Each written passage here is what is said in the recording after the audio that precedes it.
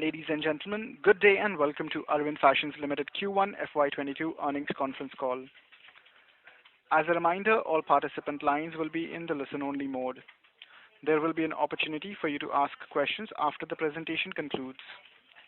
Should you need assistance during the conference call, please signal for an operator by pressing star then 0 on your touchtone phone. Please note that this conference is being recorded. I now hand the conference over to Mr. Ankit Arora, Head of Investor Relations and Treasury. Thank you, and over to you, sir. Thanks, Zed. Hello, welcome everyone, and thank you for joining us on Arvind Fashions Limited earnings conference call for the first quarter ended June 30th, 2021. I'm joined here today by Kulin Lalbhai, Non-Executive Director, Shailesh Chaturvedi, Managing Director and CEO, and Pramod Gupta, Chief Financial Officer of Arvind Fashions Limited. Please note that results, press release and earnings presentation had been mailed across to you earlier, and these shall also be available on our website www.arvindfashions.com. I hope you had the opportunity to browse through the highlights of the performance. We'll commence the call with Kulin providing his key thoughts about our strategy and financial performance for the quarter ended 30th June 2021. He will be followed by Shailesh, who will share his insights into our business performance and key priorities for us going ahead. At the end of the management discussion, we will have a Q&A session. Before we start, I would like to remind you that some of the statements made or discussed on this call today may be forward-looking in nature and must be viewed in conjunction with risks and uncertainties we face. A detailed statement of these risks is available in this quarter's earnings presentation. The company does not undertake to update these forward-looking statements publicly. With that said, I would now turn the call over to Kulin to share his views.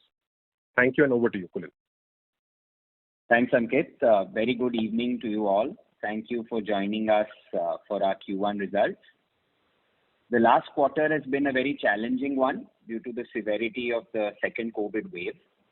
The quarter saw widespread lockdowns and also was very challenging on the health front. We did all that we could to ensure the safety of our employees through this difficult period. While the second wave was much bigger than the first wave, our business has been much more resilient and has performed far better this time around. This has been possible due to the corrections we have made the year before, strong cost measures that we have been able to bring in, the scale of our digital sales, as well as the strength of our portfolio of brands. Sales for the quarter were significantly higher than the comparable quarter last year, with more than 340% year-on-year growth. The reported EBITDA is better than the previous year, even though we have booked lower future rental savings this year. Quarter 1 FY21 included a 26 crore rental savings for future quarters. As against this, future rental savings considered in Quarter 1 FY22 is only 6 crores. Adjusted for that, the underlying improvement in the bottom line of the business is better than Quarter 1 FY21 by close to 30 crores. This quarter saw much stronger offline sales compared to last year. The offline recovery compared to pre-COVID stands at 30% vis-a-vis 5% in Quarter 1 of last year. Sales growth was further driven by the online channel, which grew 4 times year-on-year. Digital sales accounted for more than 60% of the total sales for Quarter 1. This large sale of online revenues was made possible by the strong consumer pull of our brands on the digital platforms, a rapidly scaling direct-to-consumer strategy, and the category expansion into new categories like comfort wear, footwear, and women's wear. Our efforts on digital transformation should continue to bear fruits and ensure that our business is less vulnerable to demand shocks in the offline side of the business. The overall recovery is gathering momentum, and the recovery was nearly 80% in July of this year, July 21. We expect business performance to significantly improve moving forward and expect our EBITDA post-rental to be positive in Quarter 2. Over the past few years, we had made significant progress in reducing the losses of our value format Unlimited. However, we face the challenge of scaling up the business to create long-term value. In order to best realize value for our shareholders, we have decided to exit the value retail business by selling the Unlimited retail network to V-Mart. Through this transaction, we will realize 100% of the net asset value of the network, which includes the store fixtures and the inventory. Most of this value will be realized upfront for a cash consideration of close to 150 crores. We also expect to earn an additional 30 to 40 crores through an earn-out based on performance of the retail stores over the next few years. This transaction allows us to exit the value business in an orderly fashion and will lead to a reduction in overall debt and losses. We are very happy to have found the right home for the business as well as the employees that are a part of it. With this transaction, we have almost completed the strategic reset that we set out to achieve over the past 18 months. We expect the Gap business to fully transition out in Q2. While we cannot fully size the exit costs, we expect Q2 losses on the Gap business and overall discontinued businesses to be slightly lower than that of Q1. From Q3 onwards, no further losses will be reported under discontinued operations. A lot of efforts have gone into reducing costs this quarter. Our overall fixed costs were reduced by 70 crores compared to a comparable pre-COVID quarter. This large reduction in fixed costs has come from reduction in rentals, optimizing supply chain costs, and significantly reducing overheads and store running costs. The rental costs were reduced in line with the fall in sales, and we expect some savings on rentals in Q2 and Q3 as well. This cost focus has allowed us to minimize our cash losses for the quarter. With the exit from Unlimited, the cost base itself will be lower going forward, and we will continue to drive structural savings on the retained cost base of the business. In spite of a large drop in sales, we were able to manage our working capital efficiently and reduce gross working capital by over 30 crores as compared to March 21. We have been able to keep our inwards in line with the lower sales so that the overall working capital remains balanced as we move into Q2. As we enter the autumn-winter season, the fresh inwards will significantly enhance the overall freshness and support the business growth and better productivity. We continue to reduce our leverage quarter on quarter, and the gross debt at the end of Q1 stands at 913 crores. We have the following priorities for the current year. Exit all non-core businesses by H1 of the current year. Significantly scale up the focus brands through better productivity and by opening more than 150 stores for the year. Continue a strong momentum on the digital side and exit the year with 1,000 crore annual run rate on digital sales. Optimize inventory turns and freshness and take the overall inventory turns to greater than 4 times.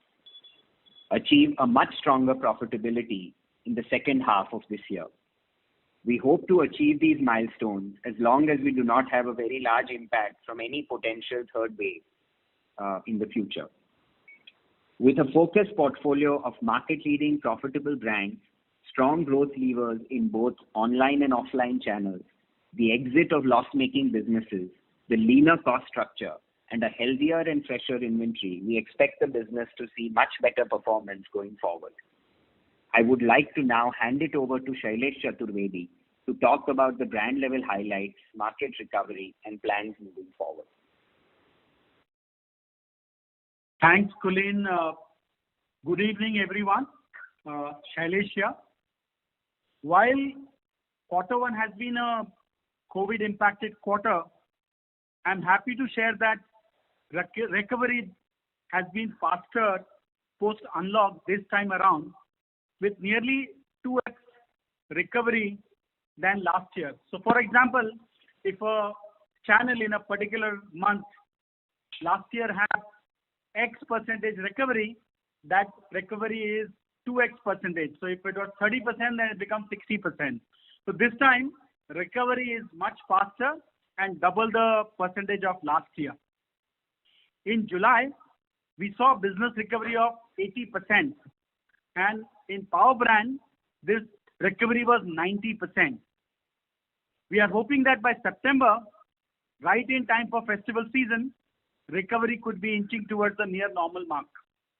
Just to add that this recovery of 90% in Power Brand has been done without Maharashtra malls, Bombay and Pune malls opening. Once they open, we hope to reach near normal mark very soon.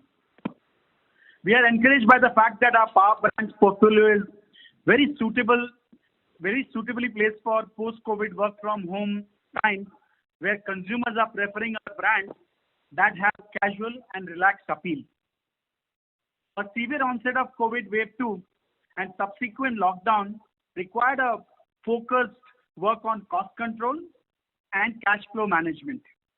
Our team did a fantastic job on inventory control, which otherwise tends to swell during such lockdown with very low revenues. We had built in sharper process on inventory buys last year, and that playbook came in handy in our response to second wave this year. We reduced inwards of inventory in line with reduced sales so that the inventory levels at end June were only marginally higher as compared to March 21 end, and they were sharply lower than June 20 by over 300 crores. Continuing our stronger focus on collections from the market during this quarter, our debtors reduced by 77 crores over March 21. With inventory control and debtors management, our gross working capital reduced by 32 crores compared to March 21, even though there was large drop in sales. Hence, our debt levels continue to show a declining trend as we have seen in last several quarters. Kulin did mention that we've been very focused on cost control and the cost base itself will be lower going forward. At the channel level, I will also add that here that with the receipt of final call of right issue of 94 crores in this quarter and with reduction in GWC of 32 crores, we've been able to fund COVID time losses in this quarter. At the channel level, we saw online scale up over 4 times business over last year quarter 1, and it was 60% higher than the normal quarter, which was the quarter 1 of FY20. This impressive growth in digital business has been enabled by strengthening of several capabilities at the back end. We connected additional 100 plus stores with Omni Tech Pack, and now we have nearly 600 Omni enabled stores across the country. This has resulted in contribution of Omni channel increasing to mid-teens of store sales in this quarter. We also increased the number of D2C warehouses, helping us fulfill marketplace orders efficiently and quickly. In order to strengthen marketplace business, we are now connected with all major portals, and that has significantly helped grow this business. We continue to support online business with several merchandise assortments that are exclusively made for online. Going forward, we wish to build further on our leadership position in online business and enable channel to drive growth and profitability significantly. Just to add a point, we increased this quarter revenue by additional 250 crores. Out of that additional 250 crores, we got 150 additional crores from the online channel. So a significant part of the growth has come through online channel. Overall, July saw 80% recovery in business with 90% recovery in our power brands. We are awaiting further opening in Maharashtra and Kerala, which is expected to drive higher recovery. With faster recovery this time, we are moving towards post-rental EBITDA break-even in Q2 with 6 high conviction brands. With divestment of Unlimited retail business, our focus on 6 high conviction brand is getting sharpened further. Our strategy is to unlock the full potential of these brands and drive profitable growth moving forward. With rapid recovery seen in market this time, we expect rest of the quarter to deliver healthy profitability, except for a fear of any potential third wave. With improvement in momentum in quarter 2 and the festival season thereafter, we look forward to significantly improve sales and profitability during H2 of this year, FY22. With that, we conclude our opening remarks and make it open for the questions. Thank you, sir. Ladies and gentlemen, we will now begin the question and answer session. Anyone who wishes to ask a question may press star and 1 on their touchtone telephone. If you wish to remove yourself from the question queue, you may press star and 2. Participants are requested to use handset while asking questions. Ladies and gentlemen, we will wait for a moment while the question queue assembles. To ask a question, please press star and 1. First question is from the line of Akshay Satija from Alpha Invesco. Please go ahead. Hi, congratulations on great set of numbers, and thank you so much for the opportunity. So what would be our release from the Unlimited business in terms of capital employed? We have a visibility that we'll get close to 150 crore from sale of Unlimited. Okay. And this should happen by early September. Okay, and approximately what capital employed would be released from Gap business, and how do we plan to use these funds? Will we be repaying our debt, or will this be going into further growth expansion? As far as Gap is concerned, we will plan our activities for Q2. So we will wait and we can confirm the exact details of the capital that will get released in Q2 in Gap.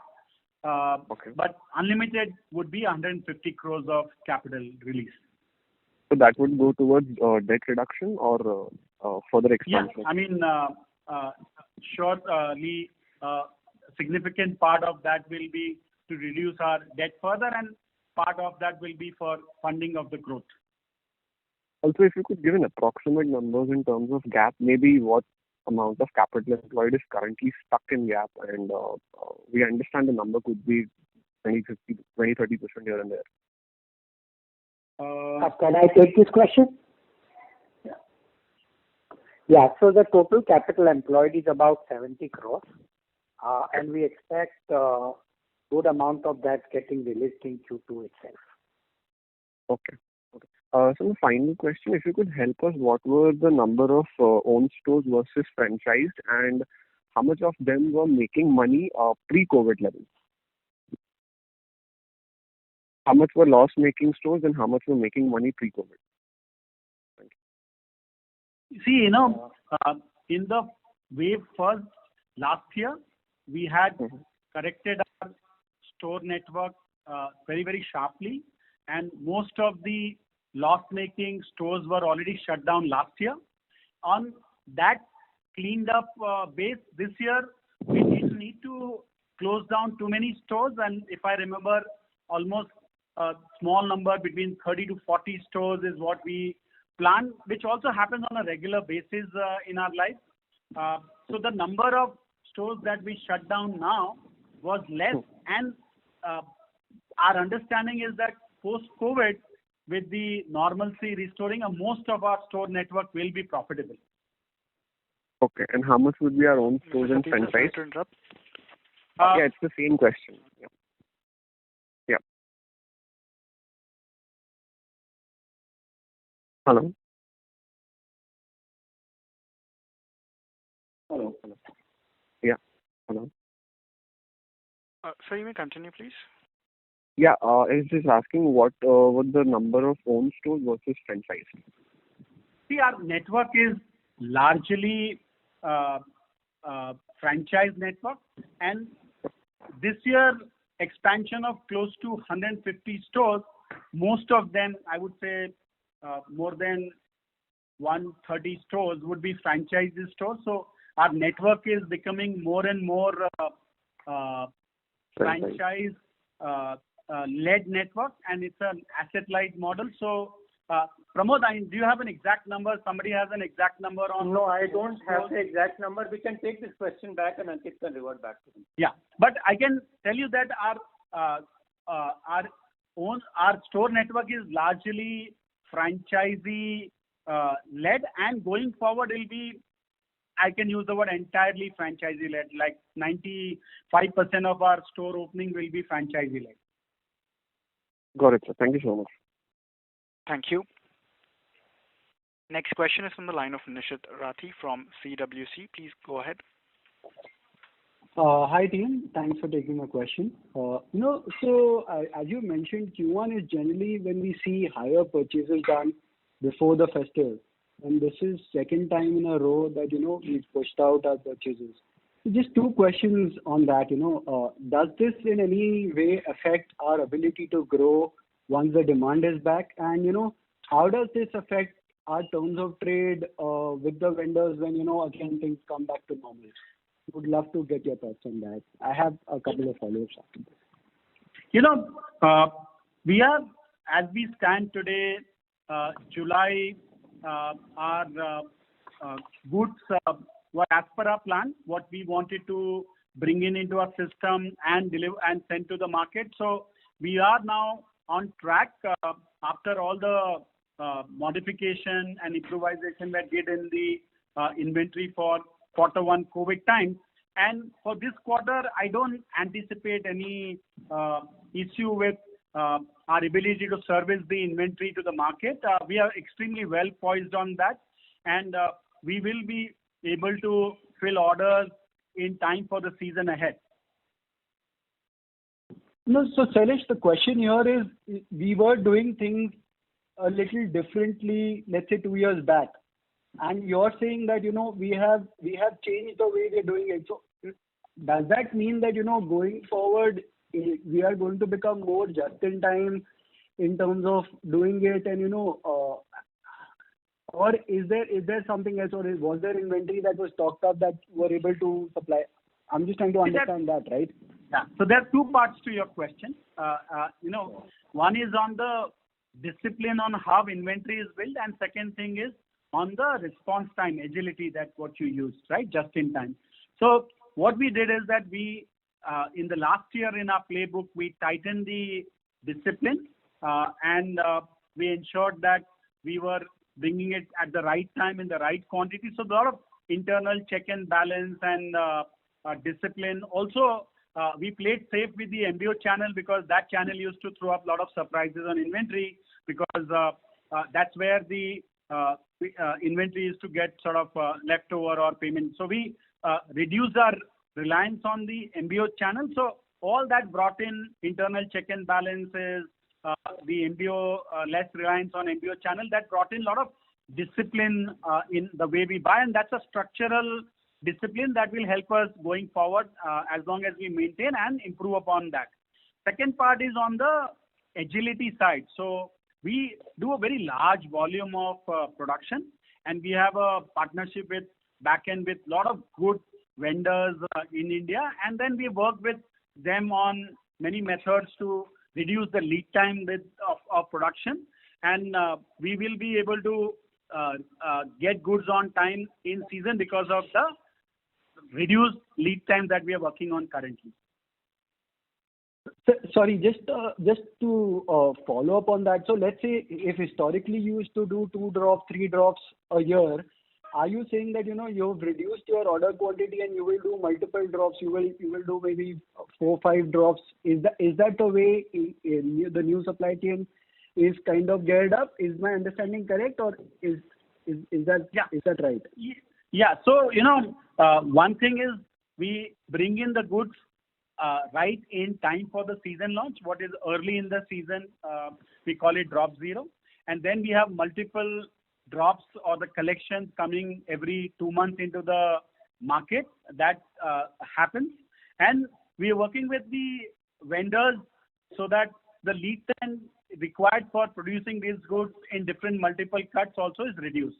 Also, we are a leader as Arvind as a group on the flexible manufacturing, and there are a lot of new techniques of flexible manufacturing like digital printing or dry method of doing finishing on denim on 5-pocket jeans.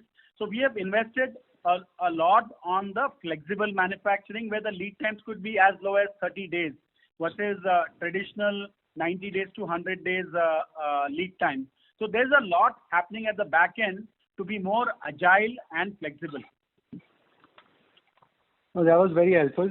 Just the second question is, if I understand it right, almost 60 crores of your sales in this quarter was D2C sales, right? So I just wanted to know what is driving this D2C sales. Is it because the stores are shut, you are getting more D2C sales from brands like US Polo, which any which ways have very strong demand, or is it primarily driven by brands like Flying Machine, which are Flying Machine and smaller brands, which are bound to be more online, and which you intend to make it more online. So, would love to get some color there. See, the online traction that we have seen is across the brand. It is definitely in US Polo, surely in Flying Machine when we got into the special relationship with the Flipkart group. It's in Tommy Hilfiger, Calvin Klein, across brands. Arrow online business has picked up in this quarter. So it is not specific to a brand. It's a overall drive.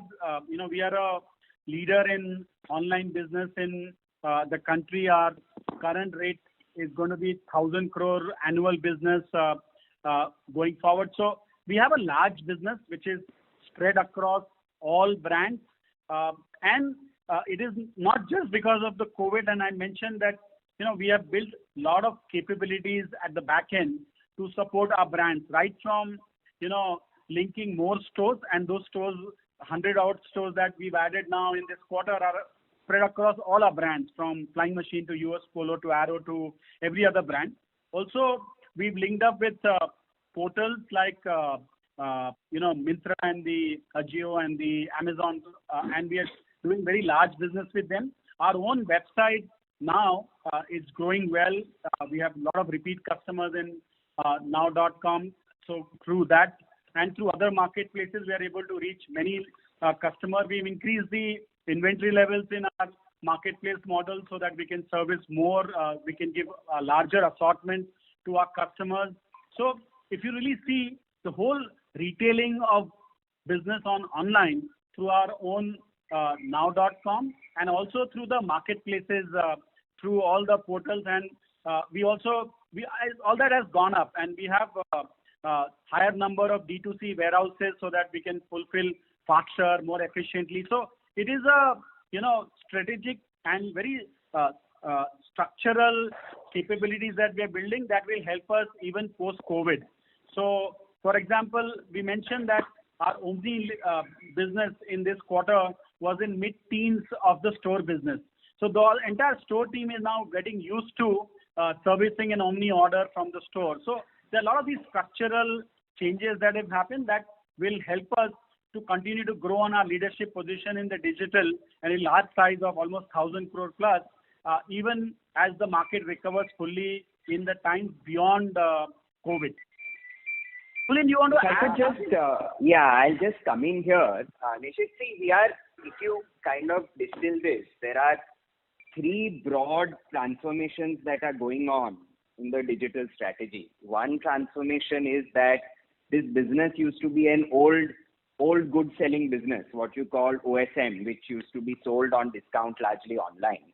The new model is to actually create products which are attuned to online, and they have much better sell-throughs, lower discounting, and a much better cash conversion cycle. So one big transformation going on is that the business is moving from what used to be this old goods to what we call specially made units. So units made for the online channel with deep analytics and flexible supply chain. So that is one transformation going on.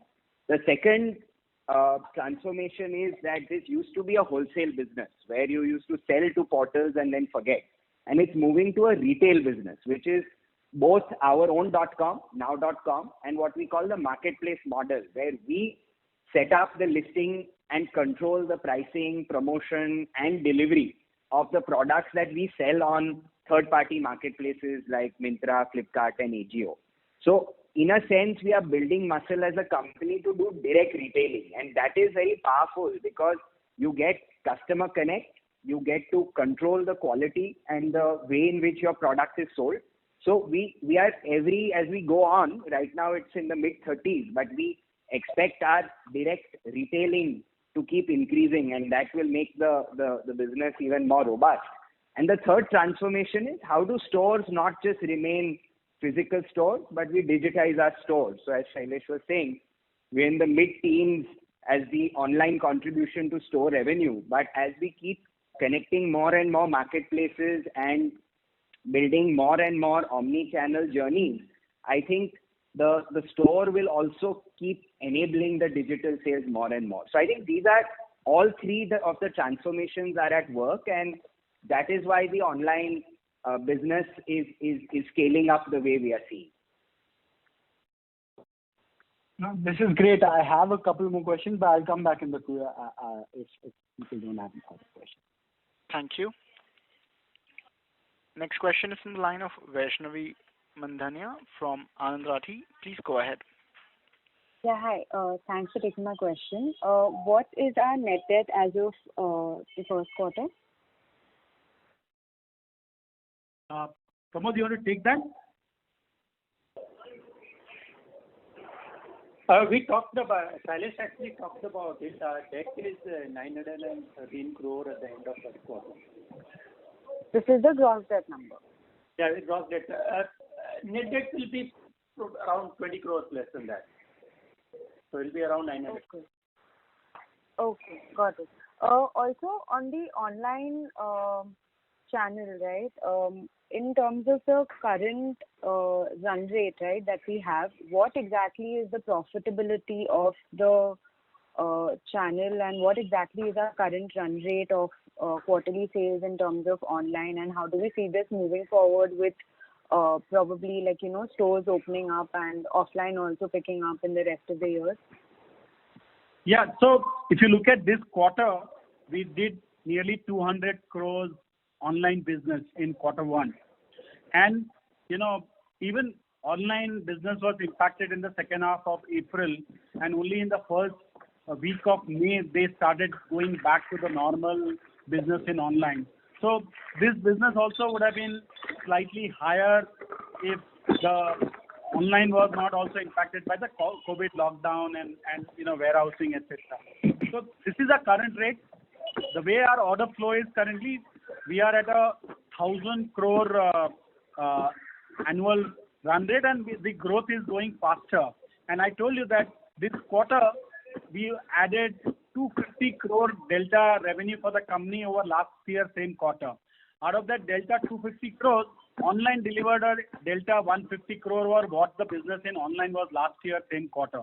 So a large part of that growth has come from online channel. Now, a lot of capabilities that we mentioned, and then Kulin just recently just mentioned in the previous question, a lot of these capabilities are going forward, and our brands are also very suitably placed for the online business. All casualish, relaxed feel brand at different price points, from Flying Machine, which is value, to Calvin Klein, which is super premium, right? So we have brands of casual appeal at different price points and different product categories, and those categories are doing better on online channel for the kind of consumers who are coming and shopping there. So we are quite bullish. We are feeling that the business will continue to grow at a very good rate going forward, and even the profitability of this business is fairly good. Actually, just coming in here, the profitability of the online channel is actually higher than that of the retail channel. It's historically been one of the most profitable channels, so it's kind of a strong profitability.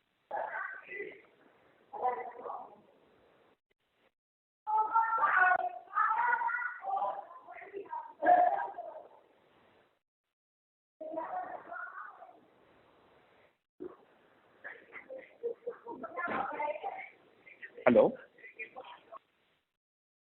Hello? Vaishnavi, does this answer your question? Yes, it does. Thank you. Thank you. Next question is from the line of Dhruv Shah from Ambika Fincap. Please go ahead.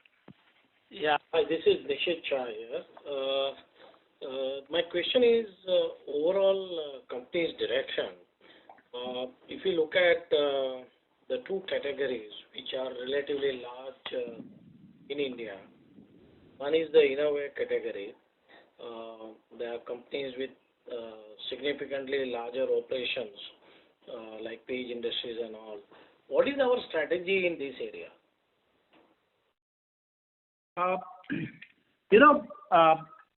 far as the innerwear business is concerned, 2 years back, we put investment behind that business and set up a separate unit, separate team, dedicated team for innerwear. And that business has really scaled up. both online and through the multi-brand innerwear store. We do that business largely with US Polo, which is a very strong brand with that. And we've added in that, along with the innerwear, we've added some youth wear, loungewear recently, which is also received very good feedback both offline and online. Our plan now is to keep adding new categories on the innerwear. Also, we will, going forward, add innerwear in other brands. For example, Flying Machine, there is a requirement from the online, because it's a very online first brand, to add innerwear to the Flying Machine also. In addition, we do very successful innerwear business in Calvin Klein. And if you see who's who of India, all the celebrities wear Calvin Klein innerwear, and they are CK is one of the strongest innerwear brand in the world. In addition, we have innerwear brand in Tommy Hilfiger also. So slowly we'll see our innerwear portfolio is CK at the top end, Tommy below that. US Polo is the largest innerwear business for us. There is a plan to add innerwear categories in Flying Machine. So overall, we will have a very large innerwear business in our brand.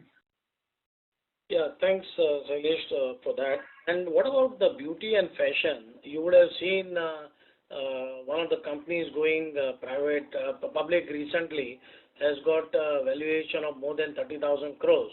And you have a tie-up with one of the best in the world brand platforms, yet we are not able to capitalize on it. So could you elaborate what is our plan on this? If I can come in here, see on Sephora, one thing, it is a very, very exciting format. I think there is no question about it. It's one of the world's most successful luxury cosmetic players. And, in the Indian context also, the franchise has been very, very successful. The one thing, though, that one has to understand is that it is a super premium kind of price point and positioning, where the average ASPs of the products are typically above 2,500 rupees. So there is a certain, of course, market for that product, and it is rapidly growing. So we are excited to be able to scale up that business. In fact, on the retail side, the productivity of Sephora in any mall that you will see Sephora in is by far the highest. We have a measure called PSFPD, which is the sales per square foot per day. And Sephora sets the benchmark of productivity in the country. But because of the mix, there is a certain set of malls in India which can support the format of Sephora. As the affluence goes up, we believe we will be able to keep opening more and more stores. So this year we will open more than 6-7 stores of Sephora. Even in the first quarter, the Sephora stores have really bounced back extremely well. So I think as far as physical retail is concerned, it's a very, very successful format, but it is going to be, growing in line with the distribution. Now coming to online, definitely we see the opportunity to be bigger. Again, here the price points are different. You mentioned another player, but in a sense, this Sephora plays in a slightly higher part of the prestige part of the market, and within that we are definitely scaling up our digital presence significantly. We have been consistently growing, and we are going to, the lever for us there is to keep expanding the offering. In the next 12 to 18 months, there are more than 12 brands which we will be launching, exclusive luxury brands which will be coming into the country. So as the offering keeps growing, it will help us bring a step change. And also we are working with the global team to see if we can bring in the Sephora storefront on the digital side as well. Globally, it has done very well. We have to work to bring that alignment into India and to capitalize on that. So I think the opportunity for Sephora is exciting. We have to work within the segment that Sephora is in and really capitalize on it. So we are working with the partners to ensure that in the rapidly changing environment, Sephora continues to have its pride of place in the customer's mind. Yeah, thanks. That's useful, Kulin. Thanks. Thank you. Next question is from the line of Devanshu Bansal from Emkay Global Financial Services. Please go ahead. Sir, hi. Thanks for taking my question. So online has seen robust traction for us. So just wanted to check if you could provide profitability comparison versus last year for this channel, be it in terms of quantitative or qualitative terms. This is basically to understand whether the new D2C and own website initiatives that we are doing are helping us on the profitability front. I can take that. As I mentioned, overall profitability in digital is higher than that of physical, and between last year and this year, actually the profitability is holding up. In fact, for our own .com also, it is a positive unit economics model with a healthy unit economics as we speak. And the wholesale part of it obviously has always been strong on unit economics. So there is no deterioration in the channel level profitability in online between last year and this year. Okay. Secondly, you indicated D2C own websites gaining traction and currently are, if I heard it correctly, 30% of online sales. What is the steady state mix between B2B and D2C sales that you foresee down the line? So just a little clarification, when we are saying direct to consumer, we are meaning it more direct to retail, which is our own .com plus what we call marketplace, where we control the sales process on even third party.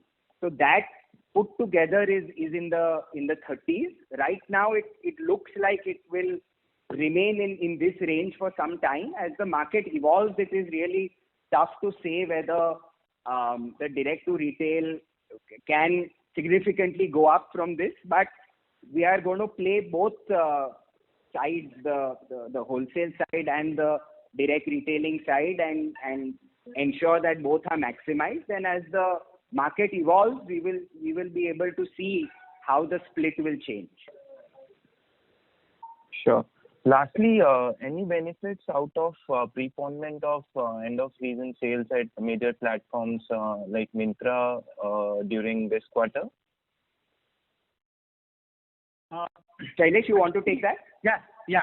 So if you really look at EORS and the events, they were little later this year than last year. Almost, typically this year was in early July versus typically happens in June mid. So the big event in online world were later this year, and that's a call of the online portal, right? But since lot of places the opening had not happened, so they wanted to give some time and then they did it later. And we participate with the portal's dates because they pull in the customer, they do the marketing events, and we sort of work with them and partner them to get benefit from the traffic that they bring in through these special events. So it's not it wasn't early this year. It was a couple of weeks behind, and that's something online players decide on their own. And even in the physical stores in the malls, etc., also the EOSS calendar this year was slightly later than normal.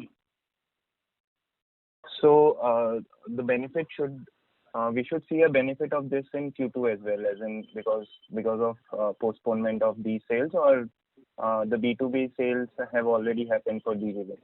No, see, the discounted sale or the end of season sale happened in July this year, and the big days also happened. So we got the online business billing in June and in July, and this quarter results will cover, and that's as per the plan. So there's no major change of the quarterly profitability as we speak. Sure, thanks. That's it from me. Thank you. Next question is from the line of Sagar Parekh from Deep Financial. Please go ahead. Yeah, thank you for taking my question. Firstly, with this unlimited sale, what is the fixed cost base that will go away from our books? Pramod, do you want to take that? One second. Let me. The fixed cost base of unlimited, Ankit, if I'm not wrong, is around 100 odd crores, right?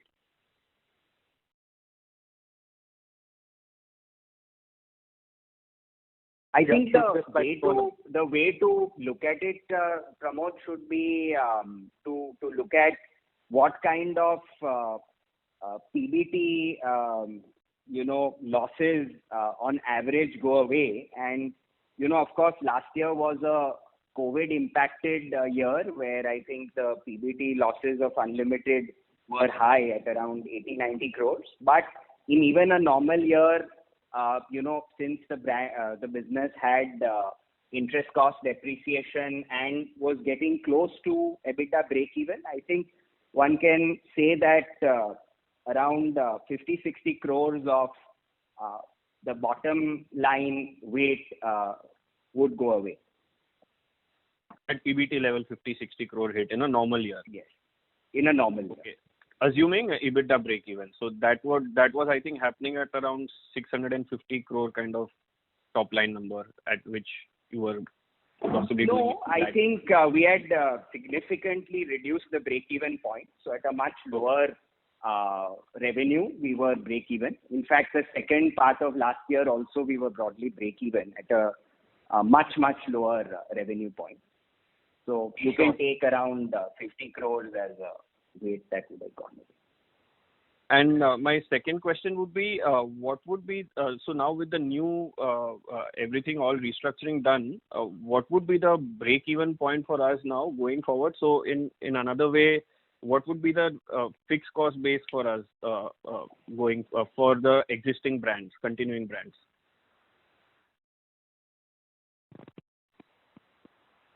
I think as of now, around 600 odd crore of revenue should be able to break even. Quarterly? 600 crore per quarter, yeah. Sure. Okay, and any 600 crore, right? Yeah, between 6 to 700 crore, depending on whether it's an EOSS quarter or normal quarter. Got it. And any plans for debt reduction in the current financial year, or we should be broadly similar? From the proceeds from the Unlimited, around 150 crores, a decent amount of that should go to reduce the debt further. Okay, and so that is assuming that there would be the recovery happens. So if there is like a third wave and further lockdowns, then it could possibly go into loss funding as well, right? So see, if there's a third wave, then the whole calculation will change, right? I mean, right. Then focus will be on managing the wave than on debt reduction. But in case there is no third wave, or it's not like a strong third wave, then we anticipate reduction in debt further okay, so reduction in debt. 120-130 crore is the reasonable debt reduction estimate. I mean, out of that 150, a good amount of that 150 should go into debt reduction if there's no third wave. Okay, and for FY22, do we still anticipate like cash profits from the internal accruals like to happen, or it will possibly happen in FY23 now? You have to break it up between H1 and H2. I mean, the Q1 is already out there. And as we said, that our Q2 will be a bit positive, and life will further improve from Q2 to H2. So we are pretty positive about what we should be able to do in H2, barring wave 3. But that's where we are. We should be looking at a much sharper profitability in H2 after and Q2 itself and EBITDA break even. Okay. And working capital is sustainable at the current levels, absolute number, or with the sales growth, working capital absolute number should also increase? I think the way to look at it is to Pramod, on working capital, on the inventory side, we are on a major drive for improving our stock turns. So, we have gone from this year our budget close to 4, and in the second half of the year we should be reaching and crossing that mark, and our efforts would be to look at moving towards stock turn of 5 in the next year. And there's a lot of strategic action happening, and as we do, we'll share it. Right now we don't want to talk about future too much, but our entire focus, and we are very committed to take our stock turns to 5 for the next year. Now when you reach just imagine a situation where your stock turns start reaching 5, and you have, let's say, assume no COVID, very likely, and we have removed a large amount of loss-making businesses. So the resultant, the 6 high conviction brands are throwing up decent amount of cash. So the cash coming from operation, stock turns going from 4 and then to potentially to 5, then you will see that our ability to get cash out of our business will increase significantly going forward. And that will have its impact on debt, on working capital, on anything. So, as the scale will go up, we will still add lot more efficiency to our working capital as we go along, because our stock turns are likely to go up, and our businesses, the remaining 6 brands that we want to focus hard on and invest behind and grow them profitably, then you will see our working capital needs will reduce significantly, structurally. Great, sir. Thank you for answering all my questions. I am done. Thank you.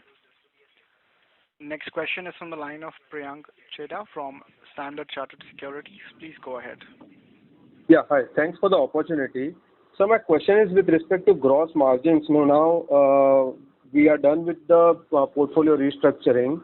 What can be a steady state gross margins that we can, safely assume going ahead? See, our gross margin for this quarter were close to 42%.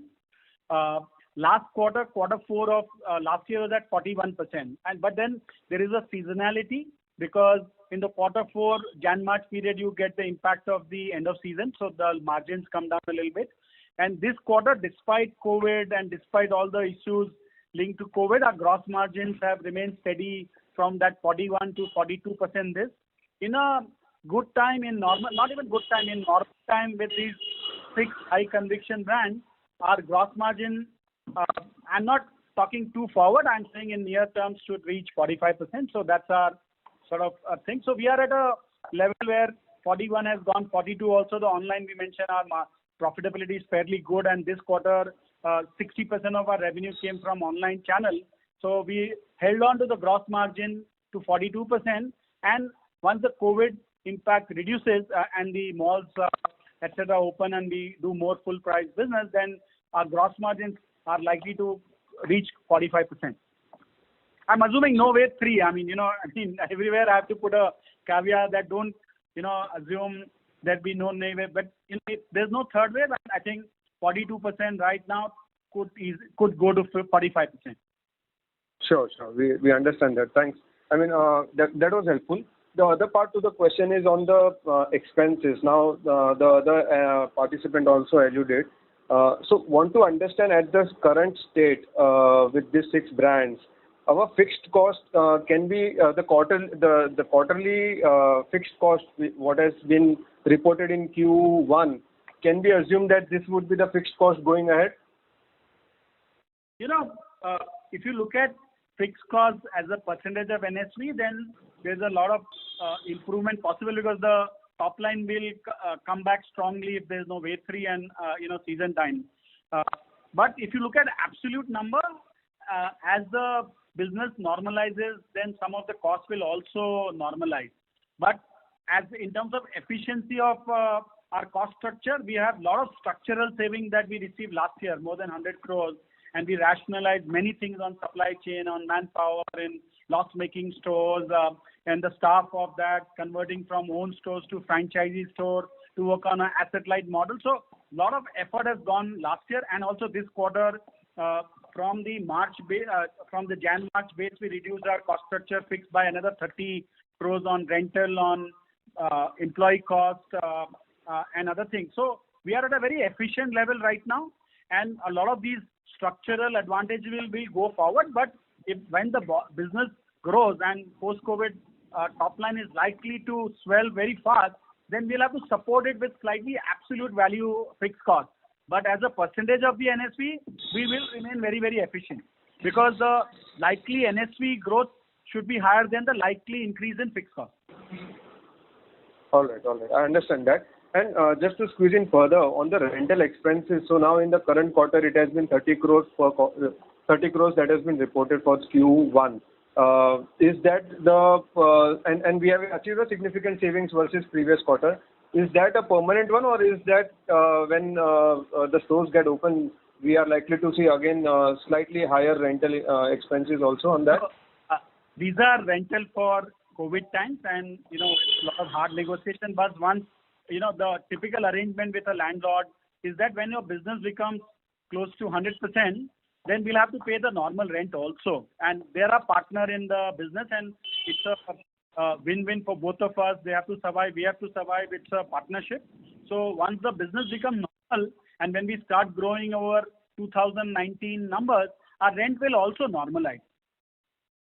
I think quarter 4 was broadly a normalized rent. Maybe it was a little, maybe 95% of what a normal rent would look like.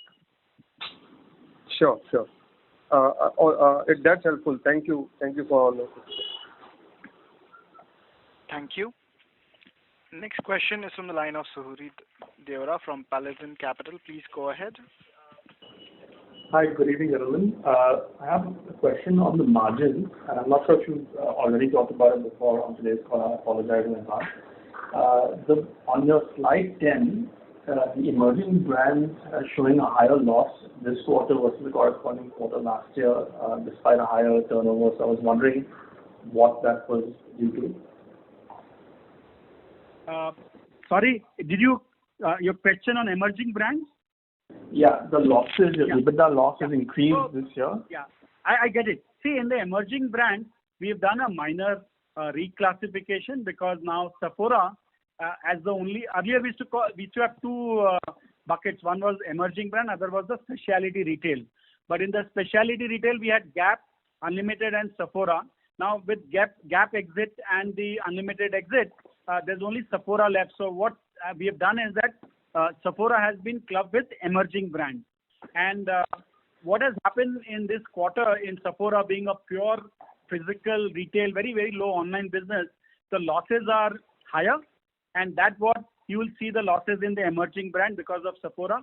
Now, give you an example that 25% of Sephora business comes from Maharashtra. And the Maharashtra malls have not even opened today. So Bombay malls, Pune malls are still. Sephora does really good business in these malls. And 25% of the national business comes from Maharashtra. And unfortunately, Maharashtra government has not, done the unlock. And Sephora business has got impacted because of that. It's a temporary issue, and Sephora does well when the market will open up. When the Maharashtra open up, that 25% business opens up, the losses will reduce significantly. But in this quarter, because Sephora has got added to emerging brand cluster, and because of the Maharashtra lockdown, and also the overall lockdown in a largely pure retail business, COVID does impact significantly.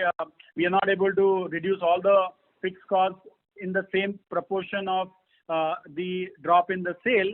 So the losses happen, and Sephora has seen those losses, and that's why the emerging losses are looking higher right now.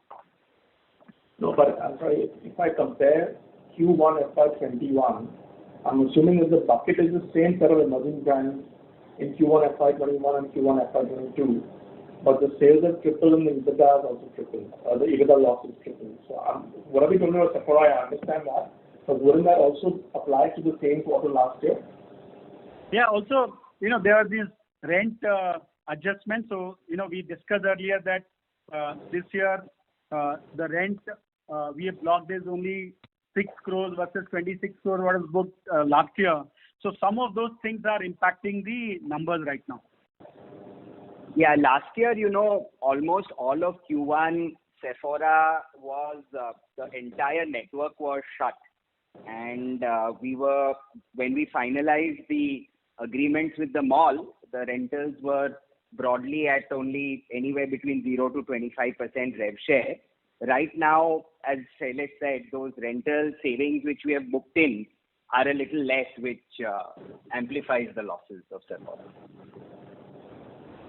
Okay. And the related question to this is that could you help us understand your long-term margin aspirations?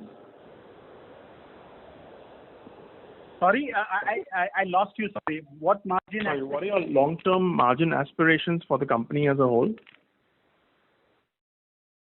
I don't know how forward can we go in a call like this and talk about it. No, just directionally. I mean, let's assume COVID is gone at the end of by now. But directionally, where do you think, after the losses of Unlimited going away and all the non-core brands being sold, what should we look to as a sort of margin aspiration for the group with whatever changes you all have made? Sure. See, if you look at our portfolio post Gap, post Unlimited, we have these 6 high conviction brands.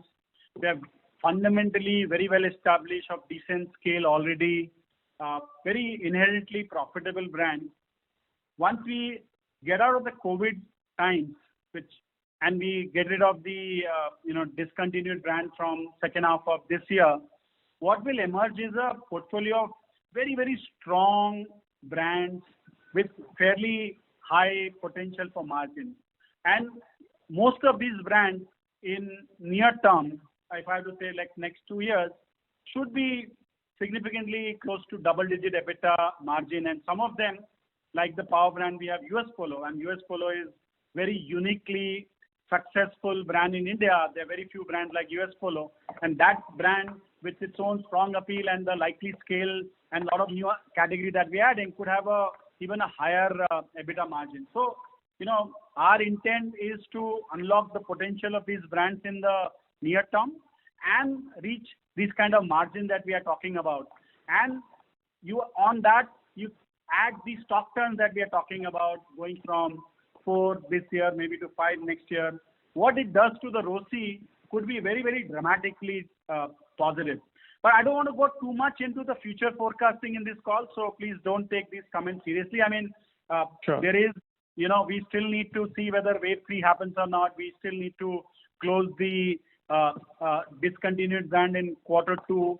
But I think the way we see H2 this year itself, things look dramatically encouraging. And if we can, deliver on the plan that we are talking about on stock turns, etc., then both in terms of margin and on the return matrices, we could be sitting on very, very good situation.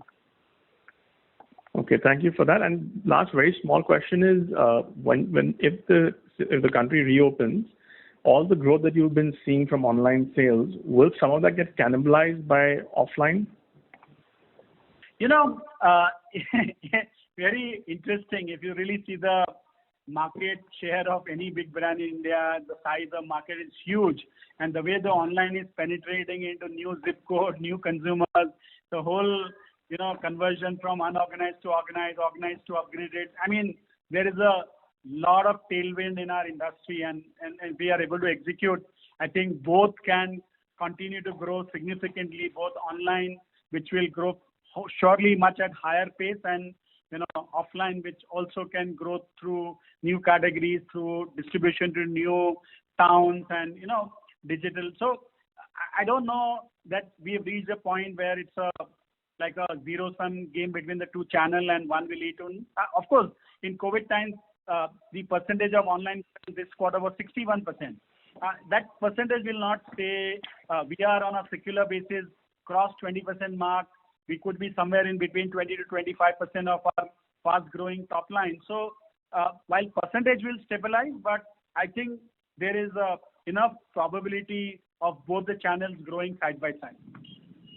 In fact, in Q1 itself, I think if COVID were not there, the absolute scale of the online business would have been even higher because, during shutdowns, the usage occasion of apparel goes down, so irrespective of channels. So I don't think Q1 absolute online business was due to offline not being there or any level of cannibalization. So I in fact see moving forward as Shailesh was saying, there is a structural reason why digital and, also our brands are gaining traction in the online side. So I don't think there is any danger of business moving from online to offline. Both are going to independently scale.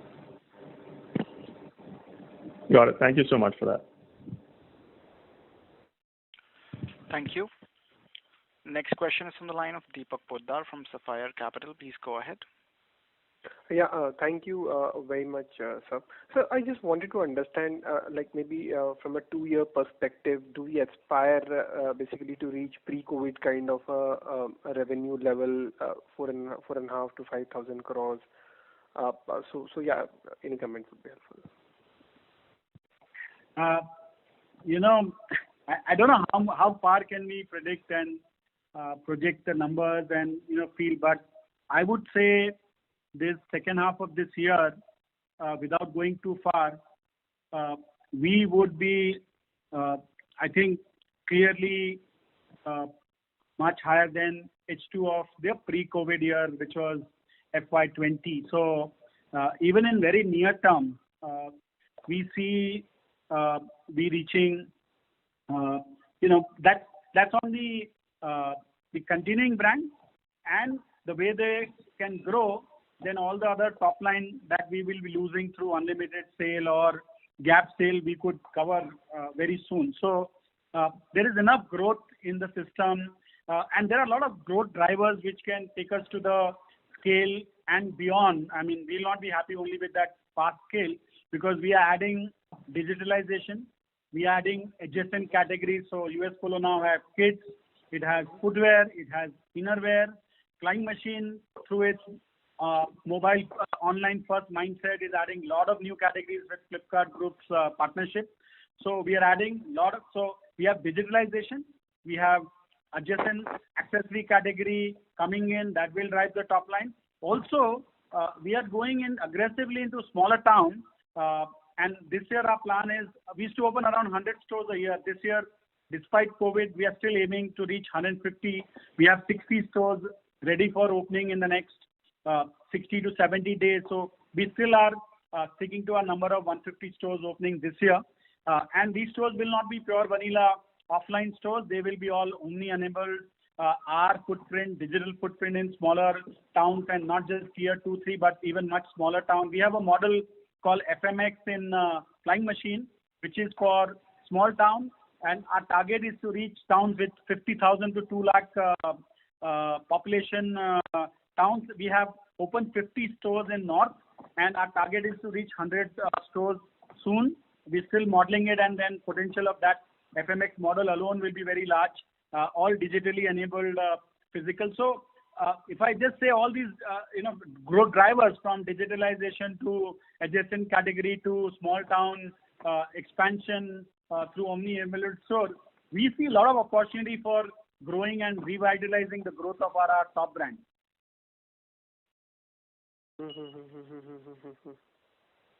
Understood. And you did mention that the second half of FY22, adjusting for or the overcoming the sale that you have done, the second half of FY20 versus second half of FY20, you can outperform, right? Even last year, second half, we did better than the second half of the FY20, period. When unlock happens, like we see in July, our power brands are only at 90% recovery, even though Maharashtra is not open, Kerala is not, even with those closures, we are near normal. So our brands are very well placed for the times we live in, work from home, casual, relaxed. So we have a very strong portfolio, which is very right for our times, casual, jeans, open footwear, athleisure, innerwear, kids. So we are very confident that, with these strong brands, all very profitable brands, we can grow rapidly. Yeah, fair enough. I got the point. I think, yeah, that's about it. Thank you very much. Thank you very much. Ladies and gentlemen, that was the last question due to time constraints. I now hand over the meeting to Mr. Ankit Arora for closing comments. Over to you, sir. Thank you, everybody, for joining us on the call today. If any of you have more questions, please feel free to reach out to me, and I would be happy to answer them offline. Thanks for your time today, and look forward to interacting with you again next quarter. Thanks for joining. Appreciate. Thank you. Thank you very much, members. Thank you. Bye-bye. Ladies and gentlemen, on behalf of Thank you. Arvind Fashions Limited, that